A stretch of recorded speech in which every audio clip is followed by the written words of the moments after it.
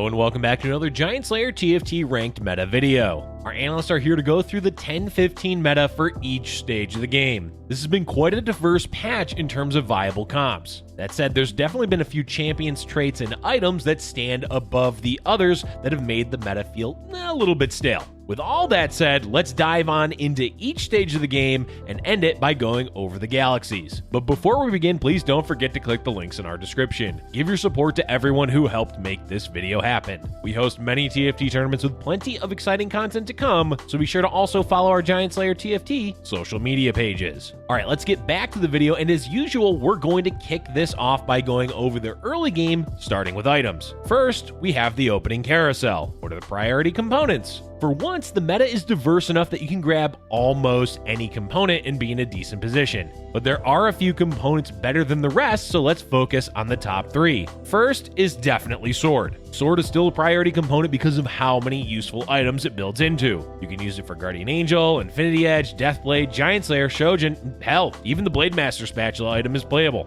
The sheer amount of items you can make from this component makes it highly valuable. Next is the sparring gloves. Gloves, much like sword, can be used in multiple items that are strong in the current meta. Last Whisper and Infinity Edge are common for physical damage carries, while Thieves' Gloves is just an all-around useful item. Shroud of Stillness has really risen in popularity in the last few metas, and it's honestly a big reason for grabbing the glove. And the third component is Tier. Tier is much more limited in what you'll do with it because you're either playing blue buff or Shojin. Shojin is all-around more valuable in the current meta because it's great for so many champions such as Ashe, Bard, and Janna, just to name a few. Blue buff is good on a few champions, but definitely not as high a priority as it was last patch when Syndra was dominating. The main reason to play blue buff is Teemo. Teemo is one of the two sniper champions that's at the top of the meta right now, and enabling him is a surefire way to win your mid-game rounds. You can play him without it, but there's certainly a stark contrast between Teemo with blue buff and Teemo without it. So overall, Tier isn't going to be as much of a necessity as other components, but it's certainly a must-have if you want to run Teemo. As for the other components, they all have a place in the meta with the exception of Cloak. Cloak is mostly used for Ionic Spark and Runins, but it's not a priority component at all, so you should always be able to get one from the carousel if you need it. Moving along, let's get into early game champions and traits. As usual, this should be prefaced by saying that your overall goal is to play your strongest board, which means you want to 2-star your champions. Playing for a specific champion or specific traits can be okay, but if you're presented with the option that can be upgraded, you're better off going for that. The usual priority is going to be 2-star champions and then useful traits after. Specific traits to look for are Rebels and Cybernetics. Space Pirates have also made a return with Darius and Graves receiving buffs, so you can play them early on if you get them. Rebels are particularly good because of the trio of Ziggs, Malphite, and Zed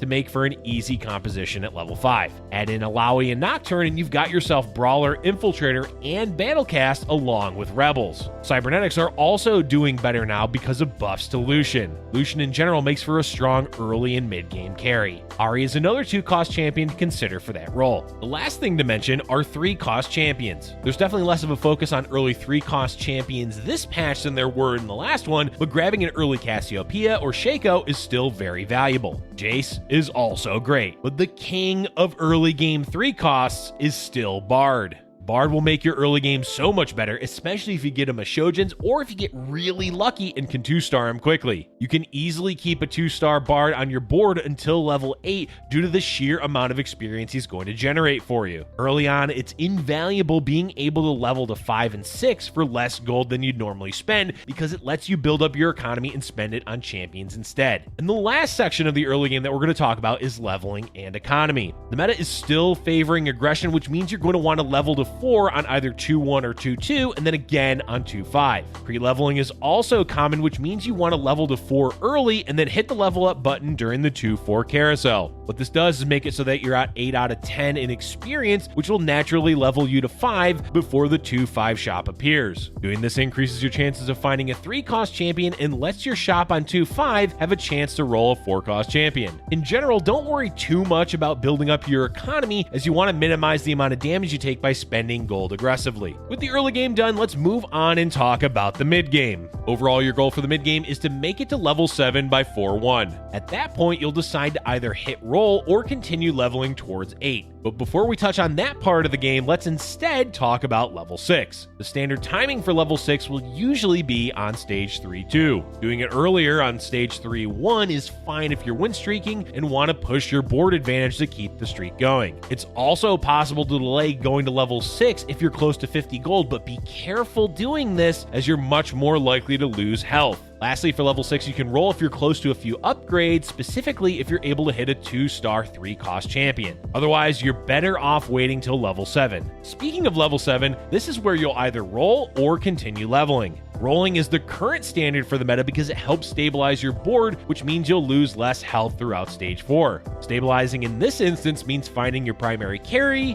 usually 2-starring them, and then filling in the rest of your comp. If you're hitting level 7 with a good economy, above 50 health, and a strong enough board, you can still fast 8 on 4-3. Overall, it's risky if you haven't been win streaking most of the game, but the benefit of hitting legendary champions can often outweigh the risk. As we said, it's much more common to roll at level 7 to prioritize doing that most games, and level to 8 later, usually by 5-1. Before we move on to the late game, let's touch on mid-game comps. Specifically, let's delve into one build, Astro Sniper. By far, Astro Sniper is the most common build right now, although the meta is diverse enough that you don't have to play it. Other viable builds include reroll compositions such as Shredder, Slash Bros, and 6 battle casts. You'll roll for those on differing levels, but your goal is essentially to 3-star your carry and 1 or 2 extra champions. They can do really well, but due to the nature of requiring a 3-star champion as the win condition, they can easily bottom 4, so keep that in mind. Besides reroll compositions, you can also play Dark Star, either 4 or 6, depending, Vanguard Mystic, Brawler Blaster, or Rebels, both of which use Jinx as the carry.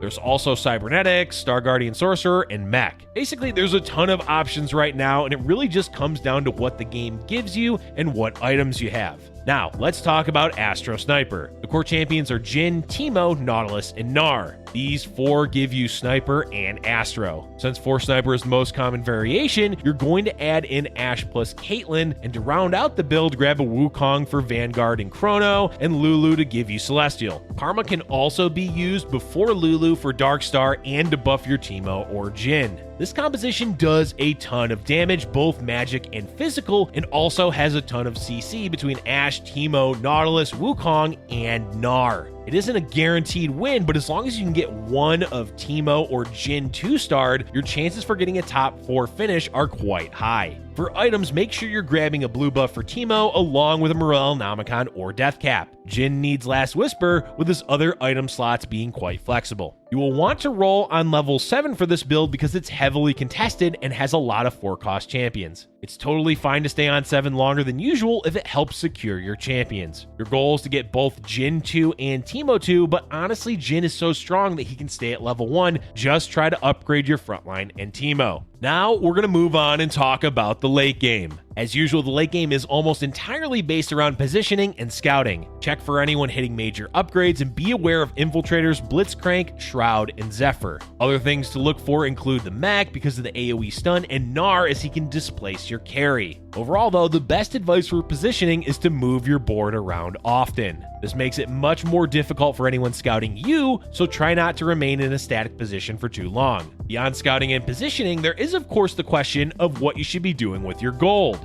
Primarily, your focus is going to be getting to level 9. Look to fill in any needed traits at that point, but just playing strong 5-cost champions is a fine way to do it as well. The most common are going to be Janna, Thresh, Lulu, Urgot, and Echo. Thresh is always a solid choice because he pulls in additional champions. The second use of your gold can be to chase 3-star champions. It's definitely not going to work out most games, but if you're low on health and need to spend the gold, it's a decent choice instead of leveling. Basically, spend your gold if you're going to lose in 1 or 2 rounds, as dying with 50 gold is not a recipe for success long term. Also, be aware of what your power spike is at level 9. If all leveling 9 does for you is provide 1 additional champion with no real benefit to your composition and no gold to roll with, you're better off not leveling. And our last section for this video is going to be to go over the galaxies. This is just general advice for each galaxy, except for Treasure Trove, since that's basically just a normal galaxy with more items.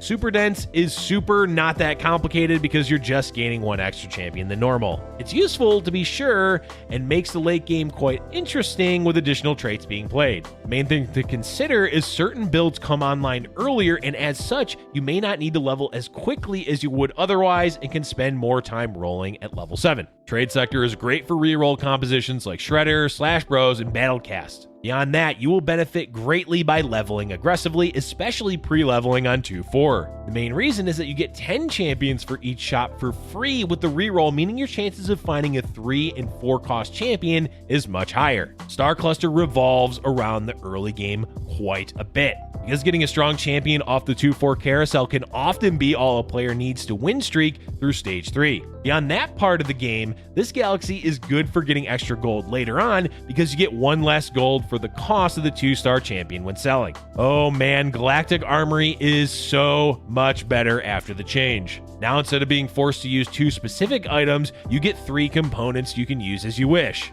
On this galaxy, make sure you use most of your components early on, as sitting on them probably means you're going to be a great deal weaker than a lot of the other players in the lobby. You don't have to use all of them, but definitely make at least 2 items. Binary Star is still the haven for cybernetics players. Outside of that, it's also not bad for Astro Sniper because Jin and Teemo can get by with just 2 items. It is absolutely not good for certain builds like Xayah or Master Yi Carry because they need all 3 items to do well. Dwarf Planet feels like it should be more annoying to play on than it is. Be wary of where you position your carry because CC is more likely to hit your backline. It's also worth noting that champions like Jarvan, Gnar, and Rumble are disproportionately good on this galaxy. Rumble is especially good because this galaxy is also amazing for mech. Lastly, we have the Plunder Planet. There's not much to be said about this galaxy, more gold is good. But make sure you're playing a strong enough composition to kill a few units each round. If your comp is too weak to kill even 1 unit, you're possibly losing out on gold. Other than that, you can play the galaxy a bit more aggressively due to the extra gold. That means either rolling earlier than usual or leveling, otherwise you can just play standard. Alright, that is going to be it for today's video, folks. We hope this breakdown of the ranked meta will help you climb in the last few days before the new patch arrives. Let us know in the comment section below how your rank climb is going and what you're looking forward to see in patch 10.16. Thank you for watching, and if you're enjoying our content, be sure to hit the like button and subscribe for future Giant Slayer TFT videos.